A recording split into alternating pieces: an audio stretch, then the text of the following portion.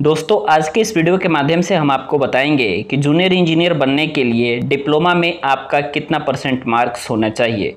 इसके अलावा साथ ही साथ हम यह भी बताएंगे कि इसके अलावा आपके पास जो भी डिग्री है, जैसे क्लास 10th की डिग्री है या क्लास 12 की डिग्री है, तो ऐसे में 10th और 12 की अगर आपके पास डिग्री है तो उनमें कितना परसेंटेज होना अनिवार्य है।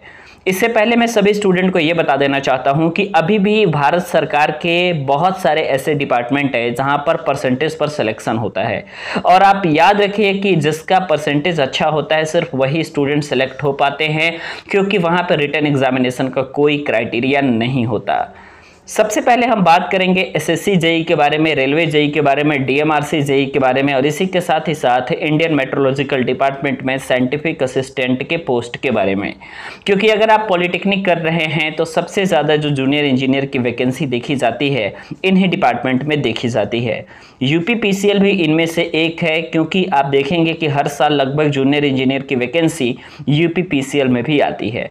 तो चलिए वीडियो को स्टार्ट करते हैं। सबसे पहली बात तो मैं ये आपको बता दूं कि अगर आपने पॉलिटेक्निक डिप्लोमा को फाइनल कर लिया है और उसमें आपका एक भी सब्जेक्ट में बैक नहीं है, तब जाकर के आपको फाइनल डिग्री सर्टिफिकेट मिलती है।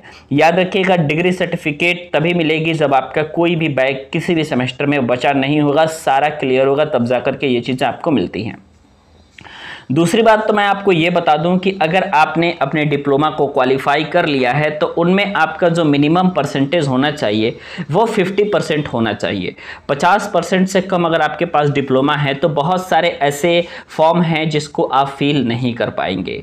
कुछ ऐसे भी फॉर्म हैं गवर्नमेंट जेईई के जो कि 60% डिप्लोमा पे मांगते हैं। जैसे कि अगर हाल ही में बात करें तो भारत इलेक्ट्रॉनिक्स लिमिटेड की तरफ से जूनियर इंजीनियर की जो वैकेंसी निकाली गई है उसमें 60% का एग्रीगेट डिप्लोमा होना जरूरी है।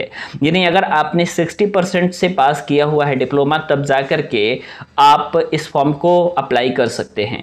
कई स्टूडेंट ये सोचेंगे कि हर सेमेस्टर में इतना होना जरूरी है क्या? बिल्कुल नहीं, हर सेमेस्टर में जरूरी नहीं है कि इतना आपका परसेंटेज हो। आप simply complete overall 3 year diploma को मिला करके देखेंगे तब उतना परसेंटेज होना आपके लिए जरूरी होता है। साथ ही साथ अगर बता दें आपको क्लास 10th का, तो क्लास 10th में आपके पास मिनिमम 50% आपका होना चाहिए, तभी जाकर के आप फॉर्म को फिलअप कर पाएंगे। इसके अलावा अगर हम बात करें आपसे इंटरमीडिएट की, तो इंटरमीडिएट में भी आपके पास 50% होना चाहिए। मैथ साइंस आपका सब्जेक्ट होना उसमें अनिवार्य है।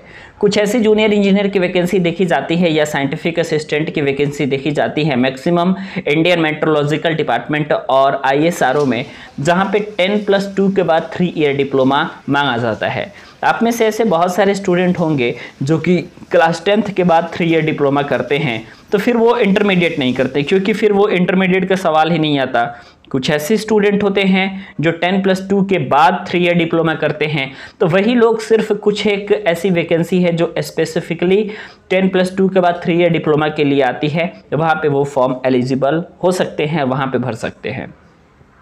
दूसरी बात करूं तो जूनियर इंजीनियर में जो सबसे ज़्यादा वैकेंसी निकल के आती है वो सिविल, मैकेनिकल और इलेक्ट्रिकल ब्रांच के स्टूडेंट के लिए निकल के आती है।